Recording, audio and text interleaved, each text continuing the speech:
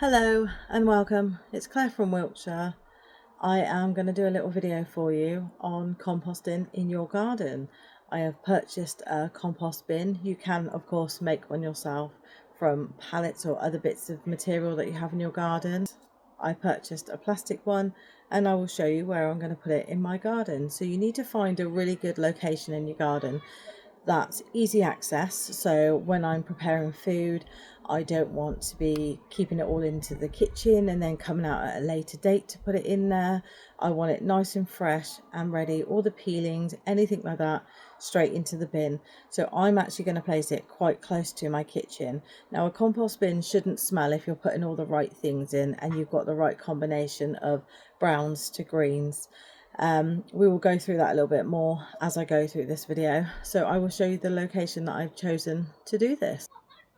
Okay, so this part of my garden, right next to the wildlife pond, is an area of the garden that I don't use at all. I put fresh grass seed down there, which you can see here. This is fresh grass seed. So it did actually take very well. But this area gets very, very wet in the winter and the grass tends to disappear, and then in early spring I have to lay more seed down. I put enough grass seed down and it's taken so well this year that I'm hoping that this area is going to be okay, along with the really dry summer we've had. I'm hoping I'm not going to have that issue. But that being said, what will help is how moist it is down here, even though we have had that bad weather. So I'm hoping we will get lots of worms and things like that that will come up and help with the composting. Okay, so I'm going to move the compost bin into the place where I want it now. It's not heavy, but I'm just going to wiggle it into the spot. I'm going to try and do it so it's nice and flat if I can. Okay, so a slight wiggle, but nothing drastic. Got the hole there, which is where the door goes. So this is the door. It just slides on at the bottom there, and you can just lift it open to see how your compost heap is going, to see if it needs any more water or any more carbon or nitrogen in there. This is the top lid here, and that is where you place everything. So I will start to layer it up.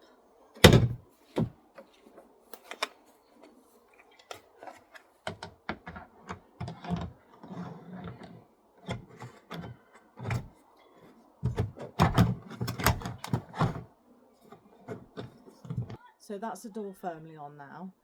I shouldn't have like I say, as long as you're putting the right things in, you shouldn't have a problem with rats or shrews or anything else in your garden.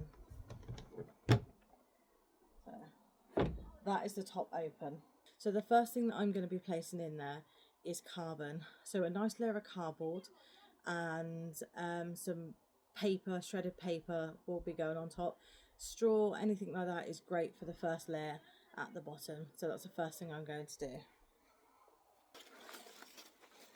So I have been collecting bits and pieces that I know will be a really good starter.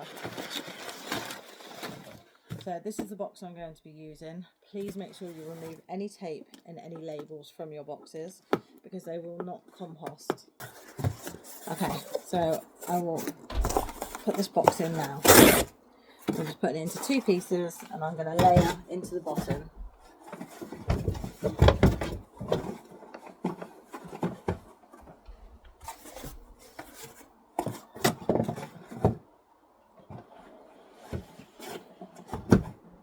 You want to make sure, I've got a piece of wood for this, the box is actually making contact with the ground.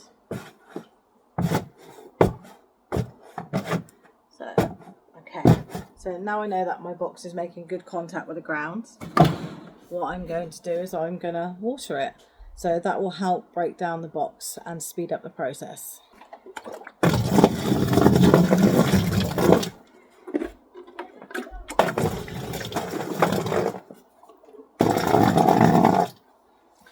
And now I'm going to add the paper.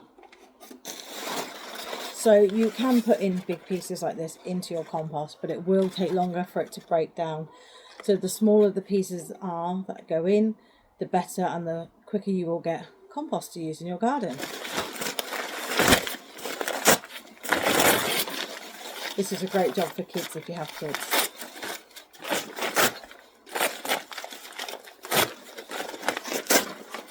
Once I've run out of paper, it should be about the same time that all the leaves start coming off the trees, and I'm going to get some chicken wire. I'm going to make a couple of really big circles, put them at the back of the garden, pop some poles through them to hold them in place, and I'm going to be filling those with leaves, so then when I need brown for the compost, I've always got something to go to.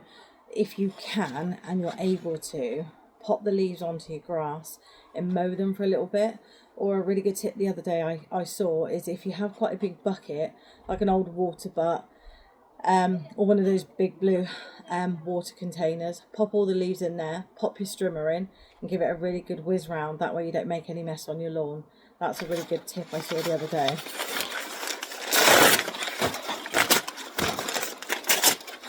So there you go. So that's probably 1/6 full of the cardboard at the bottom, and then the shredded paper. I don't need to water this one because when I put the greens on top, which has moisture in it, that will help break down.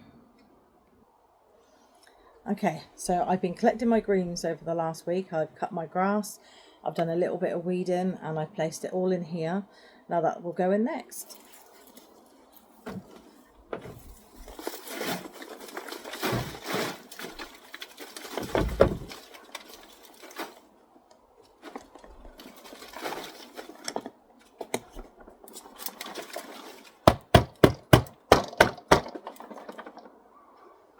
And that's all empty for next time. Okay, so I now have my piece of wood just to make sure it's all even and neat. I want to make sure that all the cardboard is covered. Okay. And then just whack it down. You don't want your compost bin to fill up too quickly, otherwise you might find you're getting halfway through the season and you have nowhere to put the rest of it. So I say little and often. Also, when it's all in there in one big load, it's really hard to turn if it needs turning.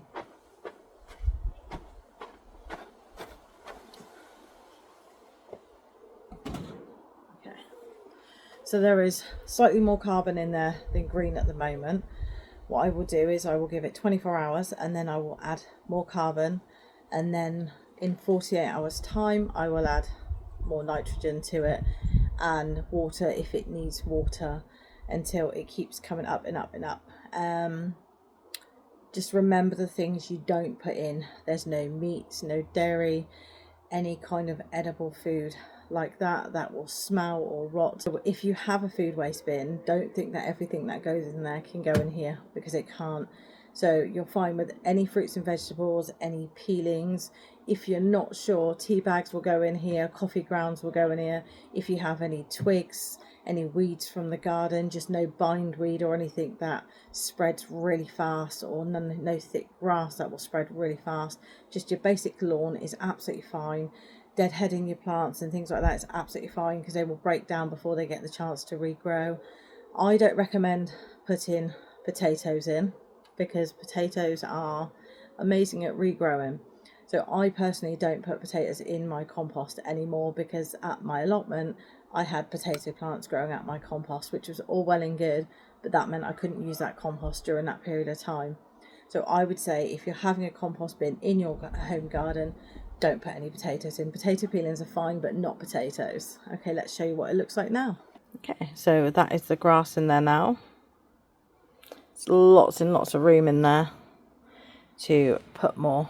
So the hope is by spring of 2026, I will have this filled right up, and I will be able to then open the flap at the front. And that is where I will be getting my compost from. This one bin is certainly not enough to do a garden of this size, but it will definitely help with doing any planters and bits and pieces like that. It will be no good for the vegetable patch because it's too big, but I can definitely mix it in with the compost that I purchased from the stores, with the vermiculite and the bloodfish and bone, to give it that extra nutrients. So this is a type of compost bin that is nice, quick and easy to do. at home, let's pop the lid down. If you have a look, there are holes on each side of this, and those holes are there to aerate, so the air will be flowing in and around, which will help with all the breakdown. You might find that if your compost isn't doing anything, if there's no movement, if it hasn't compacted at all, you might need to add a little bit of water to it. Use rainwater if you can. If not, use whatever you've got to hand.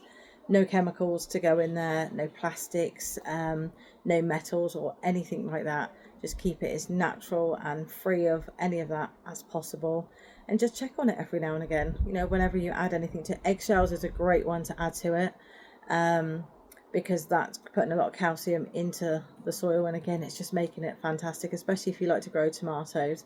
This kind of soil will be great for growing tomatoes if you're adding a lot of eggshells to it.